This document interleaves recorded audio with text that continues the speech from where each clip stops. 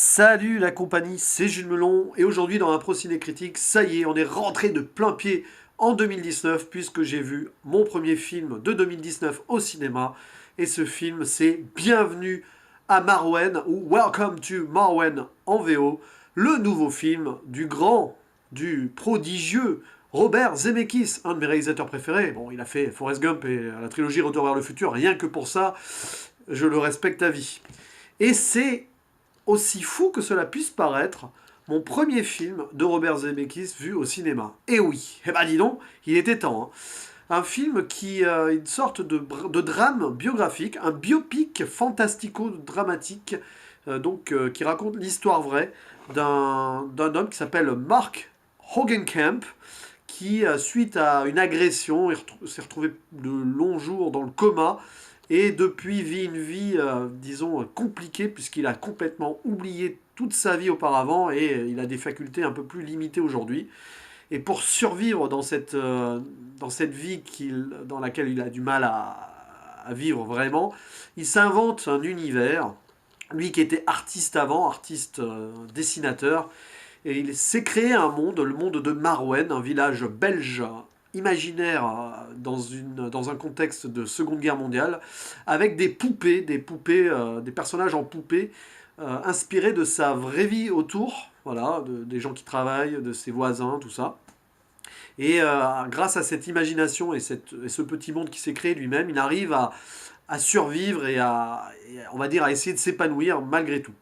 Et c'est vraiment un film touchant. Alors voilà, j'en ressors là, je fais un impro ciné-critique vraiment à chaud. Et il va être difficile pour moi de donner un avis ultime et final à ce film-là, parce que j'aurais presque envie de le revoir pour être sûr de mon fait, comme beaucoup de films après tout. Mais franchement, j'ai vraiment aimé ce film, et ça commence très bien pour mon 2019. J'hésiterai entre 7 et 8, 7,5 c'est ma note, mais je pense que j'arrondis à 8 direct, parce que c'est Robert Zemeckis aussi. Et voilà, j'ai été touché par l'histoire, et franchement, chapeau monsieur, quoi. Alors, c'est pas son meilleur film, non, certainement pas. Mais en tout cas, on sent qu'il s'y est donné à fond, avec des acteurs qui sont plutôt vraiment bons aussi, dont Steve Carell, qui donc campe le personnage de Mark Hogenkamp, et qui est très bon dans ce rôle dramatique, un peu autiste, un petit peu perdu. Et franchement, lui qu'on a l'habitude surtout de voir dans des films comiques, il s'en sort très bien dans un rôle plus profond. Et c'est pas la première fois que je l'aime dans un film comme dans un film un peu plus grave, puisque je l'avais bien aimé dans un film qui s'appelle Ce que la fin du monde nous sépare, sorti il y a 5 6 ans, je sais pas à peu près, qui était une comédie dramatique assez spéciale, et là aussi il donnait un ton plus dramatique à son jeu, et il était pas mal convaincant. Voilà un acteur en tout cas qui est sous-estimé, parce on l'a cantonné souvent à des rôles comiques, comme dans Bruce Tout-Puissant ou Evan Tout-Puissant.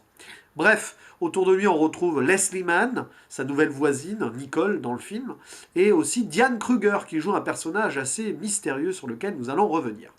Alors, avant d'aller un peu plus loin, je précise d'emblée, mais il y a le timecode en bas dans la description vidéo, vous avez l'habitude maintenant, qu'il y aura une petite section spoiler à la fin quand même, parce que pour le grand final, j'ai besoin de développer et donc de révéler des petites choses de l'histoire. Même si c'est pas un film où non plus il y a des grands twists et tout, voilà, c'est une histoire humaine avant tout. J'ai pas envie de vous gâcher le plaisir de la découverte dans les salles obscures d'un tel film. Alors, ce qui est intéressant, c'est qu'avec ce film, Robert Zemeckis me donne une certaine impression. Alors là, attention à la description, je la fais, mais je mets des gants en la faisant. Il me donne l'impression d'avoir fait avec ce film, Bienvenue à Marwen, un peu son Ready Player One à lui. Une sorte de profession de foi au cinéma et avec des références assez multiples. Alors, je ne compare pas avec Ready Player One, les films n'ont pas grand chose à voir, même s'il y a le contexte de l'imaginaire là-dedans, tout ça, réalité, imagination et tout. Mais j'ai un peu l'impression que Robert Zemeckis réussit là à me toucher, là où Spielberg n'a pas pu me toucher, du moins à la première lecture. Il faudra que je le revoie. Oui, je le reverrai. À tous ceux qui aiment Ready Player One, je vous promets que je le reverrai, que même si je change d'avis, j'en ferai une vidéo. Voilà, il m'a fait un meilleur effet que Ready Player One à ce niveau-là, pour le premier visionnage. Donc, ça c'est déjà ça. Et quand je parle des références qu'il fait, Robert Zemeckis, il se fait même des auto-références. Et ça m'a amusé. Je suis sûr qu'il y a des gens qui ont été énervés par le fait que Robert Zemeckis s'auto-référence autant que ça. Voilà, donc à des films qui sont déjà sortis, qu'il a réalisés par le passé. Il y a une référence à Retour vers le futur qui est comme ça. Certes, c'est putassier, je l'avoue moi-même. Il y a peut-être un côté fan service que certains vont décrier là-dessus, mais j'y reviendrai en spoiler, parce que c'est à la fin que ça arrive.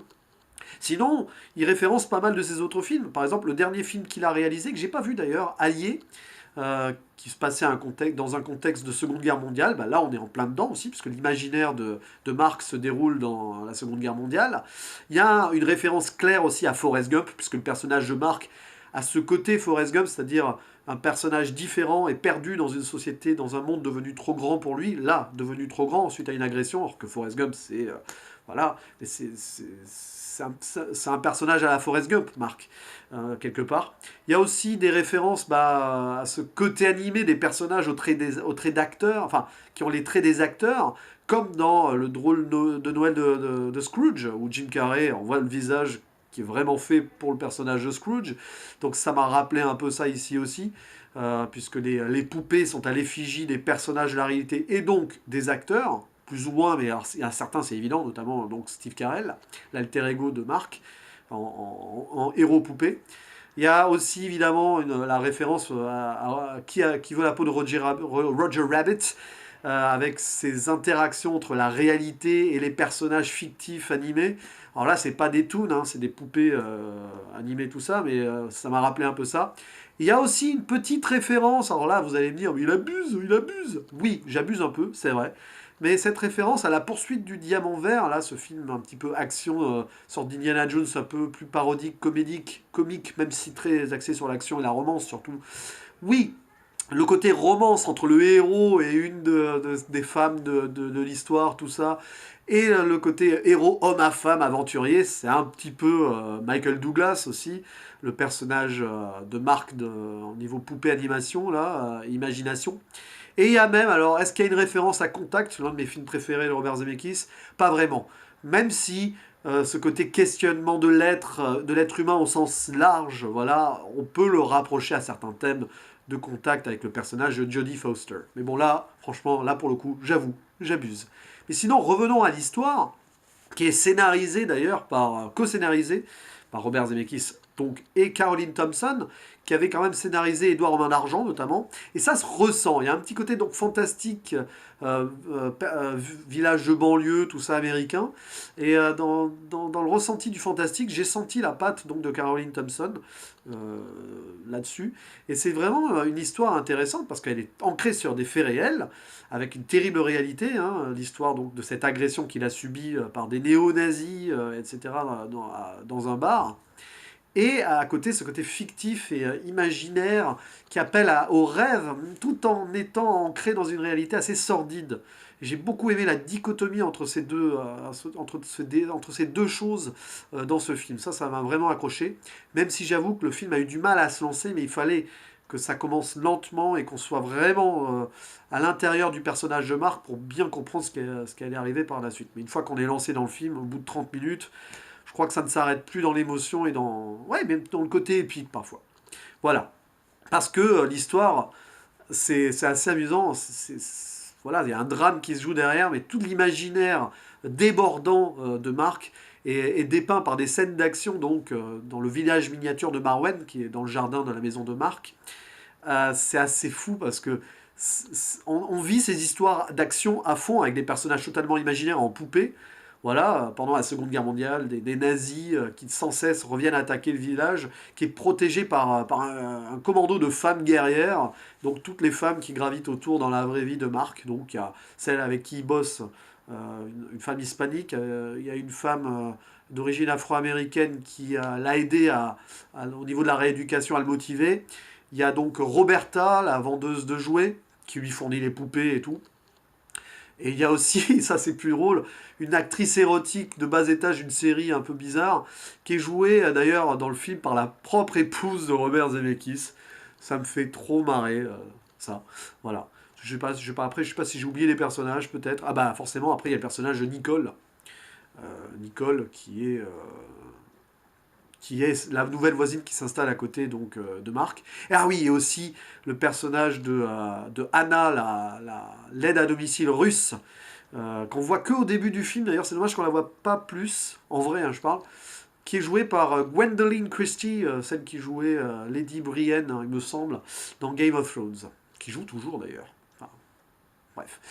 Bref, du coup, voilà, tous ces personnages mélangés qui défendent un village, sauf que les nazis, à chaque fois vaincus, reviennent à la vie, ressuscités par un personnage mystérieux, le personnage de Deja Thoris, joué par Diane Kruger, ce qui est le seul personnage dans le film qui n'existe pas en vrai, mais qui représente clairement bien plus que cela. Habillé de vert, une sorte de fée clochette un petit peu bizarre, maléfique, qui est clairement liée à l'image de l'absinthe, hein, la fée verte, que prenaient les artistes d'antan pour fuir la réalité et les douleurs de la vie. Voilà, puisque des artistes comme Baudelaire avaient besoin de ça pour créer. Bah, c'est un peu ça ici, sauf que dans le film, ce n'est pas de l'absinthe, c'est des pilules vertes qui sont donc un petit peu à l'image, qui sont représentées ici par cette fée Deja Thoris. Voilà, et c'est un personnage hyper important dans le film parce que c'est un petit peu l'antagoniste numéro un, clairement. Et Marc doit se battre avec cet imaginaire-là pour essayer de revenir à la réalité. Et c'est assez intéressant parce que le film poste plusieurs postulats très intéressants philosophiquement, j'ai envie de dire, puisque déjà il montre que Marc a du mal à faire face à ses peurs, mais c'est tout comme l'être humain, nous avons tous du mal à faire face à nos peurs, plus ou moins, mais il y a toujours quelque chose comme ça. Ici, la peur, elle est représentée par le tribunal, voilà, il y a un procès qui doit avoir lieu, où Marc doit faire face à ses agresseurs, et il n'a pas envie d'y aller et tout, tout ça, tout ça. Et c'est vrai que il a du mal donc à faire face à ses peurs et à cette vie qu'il ne reconnaît pas vraiment, puisque malheureusement, suite à cette agression terrible et ces jours de coma, le personnage principal n'a aucun souvenir de sa vie d'avant. Aucun. Et c'est ça qui est terrible. Euh, Parce qu'on prend vraiment conscience de cette peine qu'il a, et c'est difficile de vivre dans une coquille vide comme ça, franchement. Donc là, d'ailleurs, ça renvoie à beaucoup de douleurs réelles que des malades vivent, enfin des gens qui sont tombés dans le coma ou qui ont eu des amnésies totales. C'est un petit peu ça que vivent ces gens-là, et ici, il y a quelque chose de bien travaillé, je trouve, à ce niveau-là. Voilà. Et puis il y a cette question philosophique profonde du message de la réalité contre l'imagination. Est-ce que la réalité mérite d'être vécue, même si on souffre, même s'il y a de la douleur à cause de cette réalité-là? Et est-ce que aussi cette solitude qui peut nous ranger dans la réalité peut être, on va dire, acceptée par l'être humain de façon positive? Ce film a deux lectures, j'ai envie de dire, mais moi j'ai ressenti un message d'espoir et optimiste au final, ce qui n'est pas évident. Je pense qu'il y a beaucoup de gens qui vont quand même se poser des questions en sortant de ce film-là, parce que l'imagination ici, elle est présentée comme une sorte de, on va dire, de soin ultime. L'imagination peut sauver une vie. Pour moi, j'ai compris ça comme ça, hein. L'imagination a sauvé la vie de cet homme-là, qui sans ça, sans cette faculté à imaginer des trucs, se serait certainement suicidé. Voilà, à un moment d'ailleurs, au début du film, il y a un plan assez incroyable, c'est qu'avant qu'on découvre le personnage de Deja, là, qui est enfermé dans une sorte de boîte en hauteur, il monte sur un tabouret, t'as l'impression qu'il va pour se suicider, quoi. Là, il y a clairement un message là-dessus. Et en fait, non, il ne va pas se suicider parce que l'imagination le sauve et lui permet de vivre, certes à la marge et complètement déconnecté de la réalité, mais au moins il peut s'en sortir. Double lecture donc, parce que oui, l'imagination lui permet de s'en sortir, mais c'est pas pour autant qu'il va fuir la réalité, parce que cette imagination-là va lui permettre peu à peu, grâce aux gens qui l'entourent, et par le fait qu'il intègre les gens qui l'entourent dans cette imagination, et ben cette imagination va lui permettre de peu à peu se reconnecter à la réalité et d'enfin entrevoir une possibilité de vie normale, malgré tout. Donc voilà le message, c'est pour ça que je sens que ce film a un message plus positif qu'il y paraît.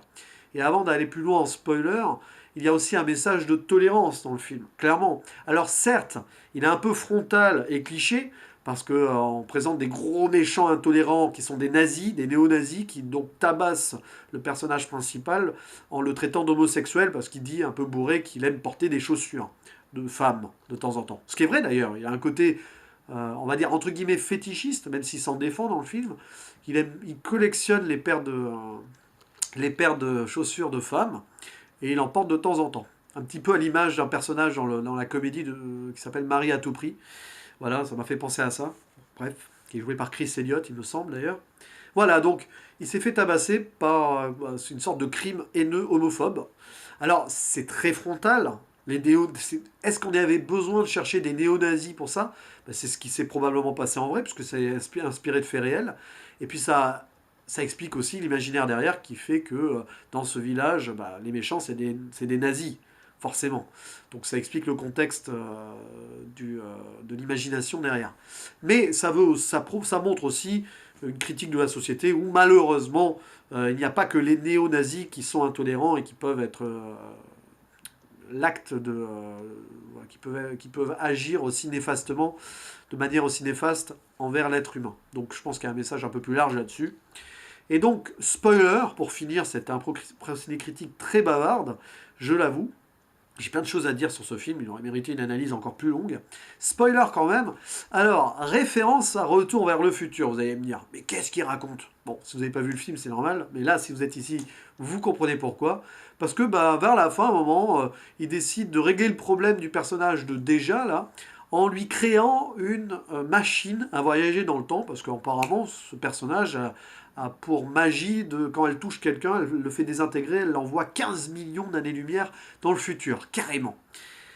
Et quand il fait cette voiture à voyager dans le temps qui vole, bah vous avez compris quoi. Retour vers le futur. C'est une DeLorean, clairement. Enfin, il y a même un moment, où elle part dans l'avenir, donc avec le personnage de Déjà, et c'est ça à la fin, en laissant des traces vertes d'ailleurs, dernière trace de la fée verte qui disparaît et qui évapore tous les méchants du film qu'elle ne peut plus ressusciter. Waouh! Et c'est à partir de là, d'ailleurs, que Marc reprend contact avec la réalité et a envie de se battre et vivre sa vie. C'est fou, non?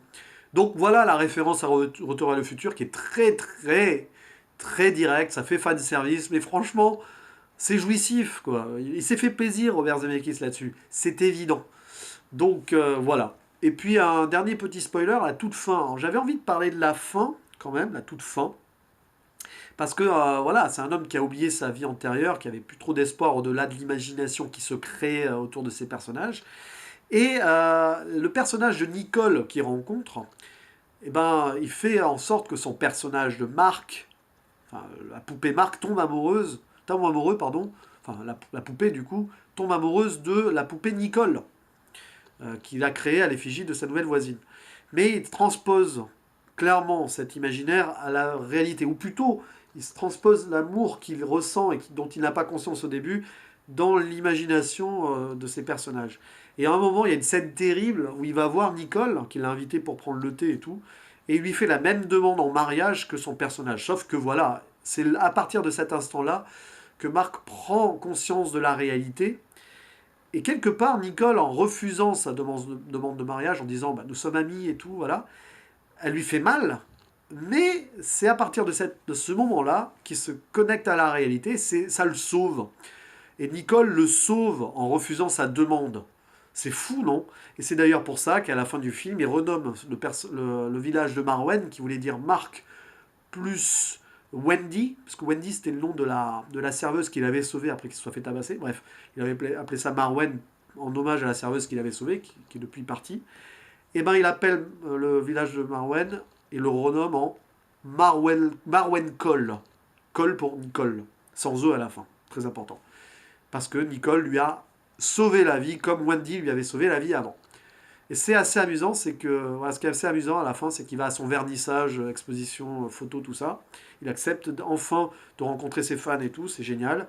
Et il y a le personnage de Roberta, la vendeuse de poupées, qui pendant tout le film lui fait clairement la cour, elle le drague, elle est attirée par lui, mais lui il s'en fout complètement, il est dans son monde et tout. Et ben à la fin, enfin, il ouvre une porte, il accepte un petit peu les avances sans que ça aille trop loin. Et j'ai trouvé ça touchant de voir que, à la fin, donc, le personnage de Marc accepte sa nouvelle réalité de façon positive et concrète. Et c'est donc un peu le message du film, c'est que oui, la réalité triomphe quand même, l'imaginaire peut te sauver de la réalité, parfois, mais peut t'aider aussi à te reconnecter à cette réalité que tu as perdue. Voilà ce que j'avais à dire sur ce Bienvenue à Marwen. J'ai été bavard, j'ai été bafouillant à mort, mais franchement, j'avais envie de parler de ce film-là, sans attendre. Voilà qui est fait. Eh ben, n'hésitez pas à me dire en commentaire ce que vous avez pensé du film si vous l'avez déjà vu. Et je vous dis à la prochaine. Ciao.